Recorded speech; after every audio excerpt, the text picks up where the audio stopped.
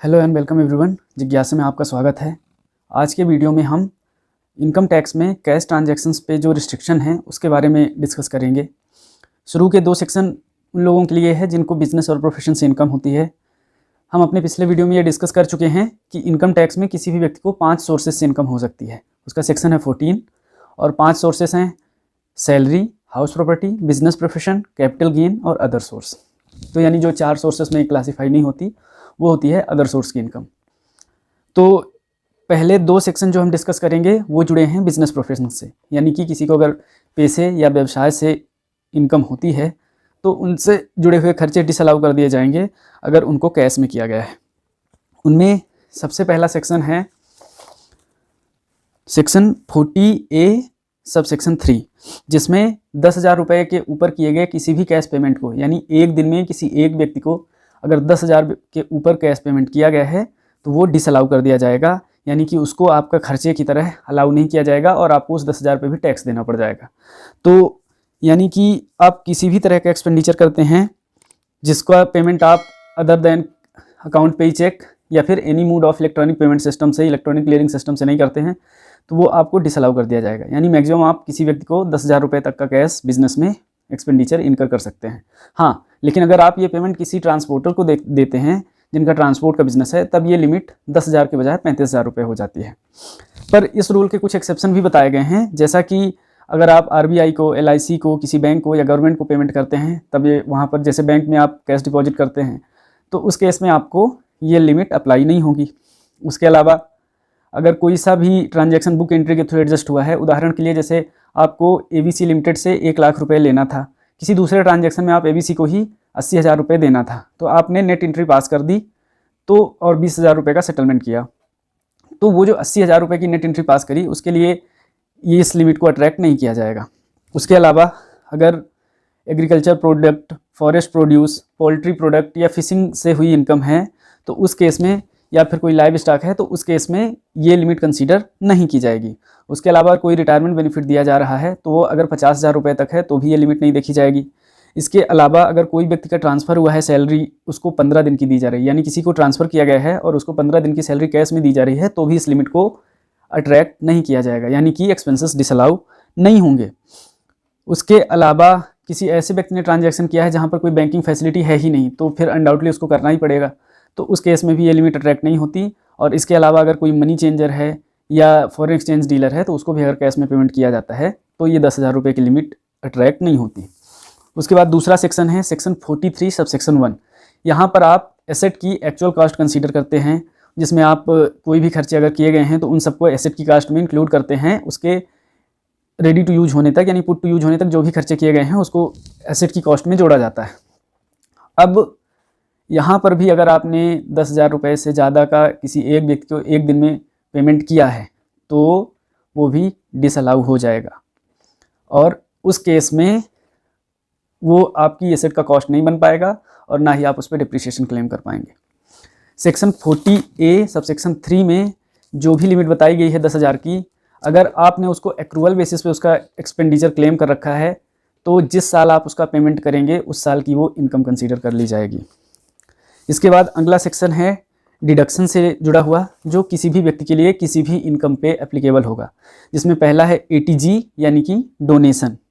उसके अलावा ATGGA यानी कि donation in respect to scientific research, rural development. इन सब के रिगार्ड में अगर किसी ने भी डोनेशन किया है तो उस केस में अगर 2,000 रुपये से ज़्यादा का डोनेशन कैश में दिया गया है तो वो डिसअलाउ हो जाएगा, यानी उसका डिडक्शन नहीं मिलेगा।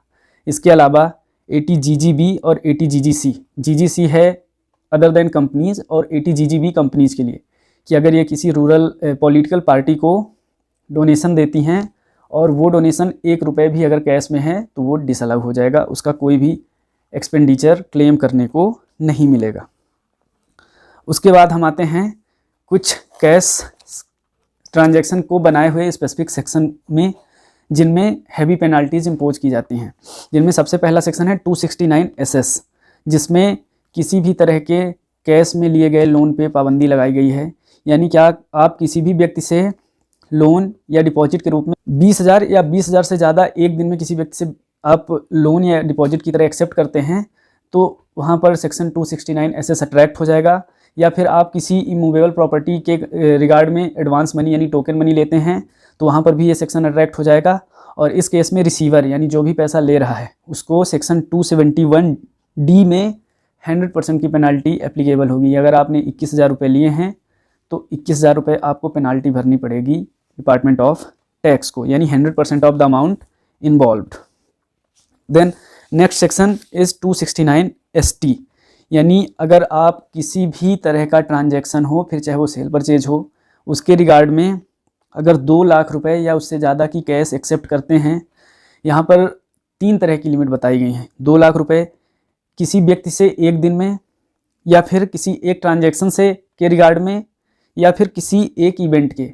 तो एक व्यक्ति से ऐसा हुआ, जैसे लोग प्लानिंग करते थे, मान लीजिए कि किसी के घर में शादी है और शामियाना मंडप सब कुछ एक साथ दे रखा है, तो उनने बोला कि शामियाने के लिए अलग से पेमेंट कर दें, खाने के लिए अलग से पेमेंट कर दें, अलग व्यवस्थाओं के लिए अलग से, एक ही इवेंट से जुड़े हुए हैं, शादी से जुड़े हुए हैं, तो वो जो 2 लाख रुपए एग्रीगेट में होते हैं, अगर उसका वायलेशन हुआ है तो यहाँ पर भी सेक्शन 269ST एप्लीकेबल होगा और आपके ऊपर सेक्शन 271DA की पेनाल्टी लगेगी, जो कि 100% of the amount involve in transaction, यानी कि जितना भी आपने पेमेंट किया है रिसीवर के हैंड में, वो पूरा का पूरा पेनल्टी के लिए लाइबल होगा, यानी 100% ऑफ अमाउंट इन्वॉल्व। अगर 2 लाख दिए हैं तो 2 लाख की पेनल्टी लगेगी, 2.5 लाख दिए हैं तो 2.5 लाख की पेनल्टी लगेगी। तीसरा सेक्शन है 269T। अपन ने जो 269SS में लोन और एडवांस मनी के लिए पढ़ा था, ये उसी के रीपेमेंट के लिए है। यानी अगर आपने वहाँ पे लोन लिया है और अब उसका वापस से भुगतान कर रहे हैं इंटरेस्ट को भी मिला के, और वो 20,000 रुपये या उससे ज़्यादा है, तो यहाँ पर भी 269 एप्लीकेबल होगा और आपको 271E की पेनाल्टी एप्लीकेबल होगी, जो कि again 100% of the amount involve है। पर 269SS और 269T पे कुछ एग्जेम्पशन दी गई हैं, जिनमें अगर आप पेमेंट गवर्नमेंट को देते हैं, या फिर bank, cooperative society, post office, government company या कॉर्पोरेशन इस्टेब्लिश बाई स्टेट और प्रोविंशियल एक्ट, इनको पेमेंट करते हैं या इनसे पेमेंट रिसीव करते हैं, तो उस केस में 269T आपके ऊपर नहीं लगेगा। और 269SS के केस में भी ऐसी ही एग्जेम्पशन दी गई हैं। उसमें एक एग्जेम्पशन और है कि अगर आपने किसी ऐसे व्यक्ति से इनकम ली है, पैसे लिए हैं जिसके पास सिर्फ और सिर्फ एग्रीकल्चर इनकम है, तो उस केस में भी 269SS एप्लीकेबल नहीं होगा। तो ये कुछ ट्रांजैक्शंस है जिनमें कैश ट्रांजैक्शंस पे इनकम टैक्स की रोक लगाई गई है, जिसमें शुरू के 2 ट्रांजैक्शन तो PGBP वाले लोगों के लिए है, जिनको बिजनेस या प्रोफेशन से गेंस या इनकम होती है। उसके अलावा बाकी सारे इनकम बाकी सारे जो सेक्शन है वो किसी भी इनकम पे एप्लीकेबल होते हैं। ऐसे ही इंटरेस्टिंग वीडियोस देखने के लिए जुड़े रहिए हमारे साथ। धन्यवाद।